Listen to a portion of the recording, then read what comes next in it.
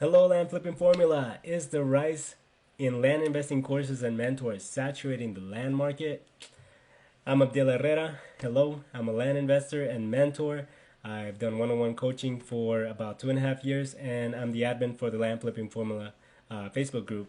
That group is there to help people get a better understanding of what land investing is really like and to network with other people. Mostly it's just to network.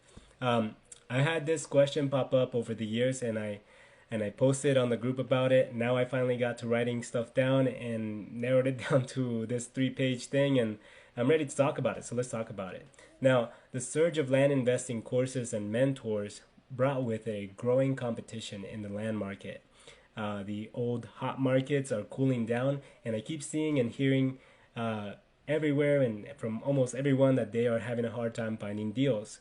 Why is that? So my guess is that due to the increase of new investors, landowners are receiving uh, like a bombardment of new offers and more offers pretty much every week, more than ever before. So logically, they are getting a better idea of how much their land is really worth and making them reluctant to settle on just any price.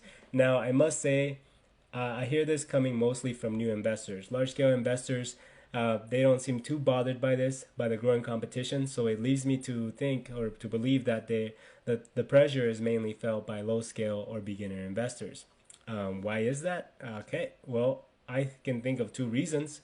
Number one being the volume and experience. Large scale uh, investors tend to focus on the volume and consistency of their marketing, and they have experience, virtual assistants, and everyone to help them pretty much close deals. Given that they have volume and experience on their side, it makes sense that they're not experiencing the competition as hard. Now, low scale new investors will be feeling the pressure a lot more because to deal with competition, you need to increase the volume of your marketing. That's going to bring up the cost, right, of marketing and the labor if you're doing cold calls and so on. And or you should improve your ability to find uh, better markets, better deals, better ingredients, better pizza. No, I'm just kidding. Now, you should also be improving how you work with the owners. May I suggest that you focus on improving the quality of your approach because if you don't know how to find good markets, you don't know how to do your due diligence and how to talk to the owner on the phone and really sound confident and know what you're doing, it's going to be a rough ride for you. Number two, the knowledge of the market, right? I'm going to talk a lot more about the effects of bad courses and coaching, so bear with me here. Now, there are many courses out there, and it feels like there's a new one every week. So let's go over this real quickly. Now, I promote and a course and I mentor, of course, like I mentioned before. So I speak with a lot of new investors every week. Almost every week I hear the same thing. This whole spiel of like I spent $10,000 on a program and subscriptions and their software, and I sent out thousands of neutral letters like they told me to, and I got some responses but no deals so far. I've been at it for 6 months and all this stuff. Now, that's really sad to hear. There are a lot of courses out there that are not worth buying at all. So please do your research and be thorough about it. There are generally three strategies that are being taught: assigning, double closing, and traditional flipping, which is like buying and then kind of holding it, but you're just listing it for sale as the owner, right? Because you are the owner.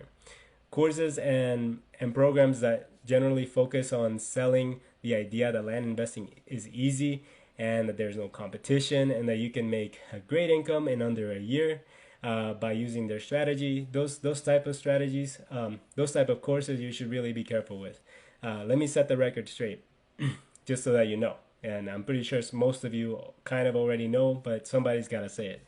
It's a simple concept to grasp this whole land flipping thing, land investing. It's not easy to apply though. It's not easy to bring to scale this concept and to make it into a profitable land investing business, right? Something that can pay your bills, pay you, and then some. There's competition and it is growing, and this is not an untouched market. I've heard that before.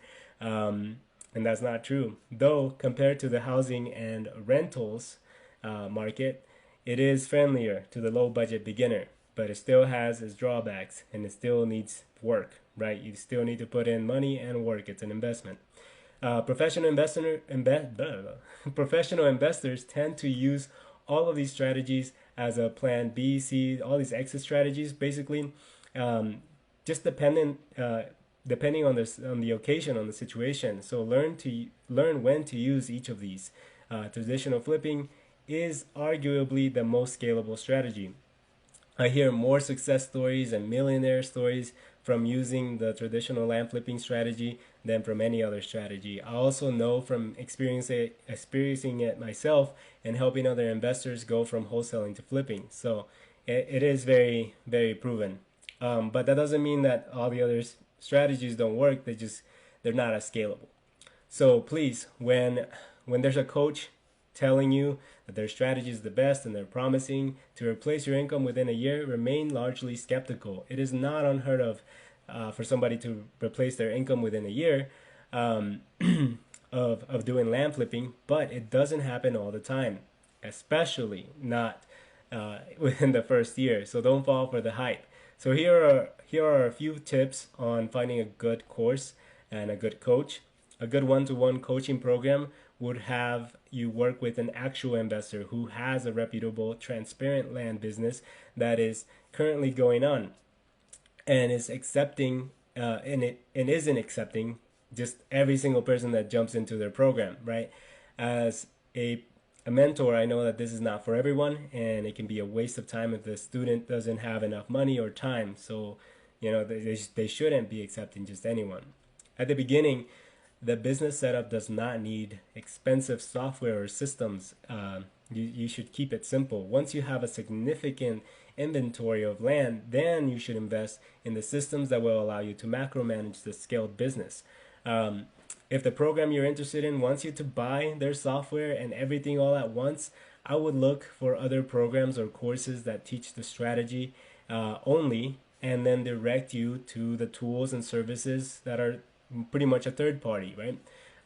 It's a big expense, that mailing services and all that stuff. It's the biggest expense out of all of that. So also a good mentor would pretty much give you hopeful but realistic expectations, not this whole become a millionaire within a year with no money down BS. Okay, so enough about courses. I think I ranted enough. What happens to a market when there is a surge of new investors that were taught this pretty much wrong strategy or just generic strategy and don't really know what they're doing, and are sending out all this marketing? What happens to that market? That market's become saturated with terrible marketing. I mean, just ridiculous offers, either too low or too high, and so it's ridiculous, right? What effect does that have on the owners, though, of that land? Because obviously, this is the people that we're working with. Well, they become reluctant, like I said, to accept any offer that comes their way. So that's no bueno for all of us in the land investing niche. I used to get I used to send out one page, I still do actually, one page letter agreements, and they used to send them back to me signed and ready to go. It doesn't happen as much anymore. So I still talk to a lot of owners and negotiate with them. It's common practice, right? For me, I don't have virtual assistants. It is something you should be comfortable with. Is talking with these people. Actually, you should be pretty confident in it because it's very important. With all of this being said, let me clarify what my message is. Land investing is great and it can be very lucrative with the right approach. Saturation is real in the land business, so think twice about going to hot markets like Florida. There are certain places that are just have been run through a million times over by a ton of investors, big and small, right?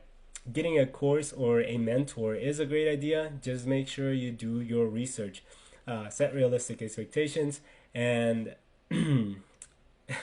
and keep your systems and setup pretty simple. Okay, make sure to network, make friends, be kind, be honest, because there's no reason for you to be sleazy if you have the right strategy, if you have the right approach.